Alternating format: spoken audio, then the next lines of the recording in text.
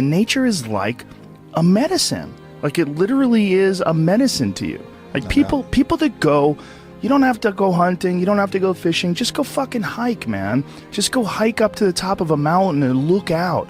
You know, there's a reward that you get from that is intensely like soul-filling. There's like something about, like when I was in Colorado, and there was this area of Boulder where you drive up one of these roads, and there was this area where you could park, and it was this incredible view, man. And these people just park and just go out there and just look.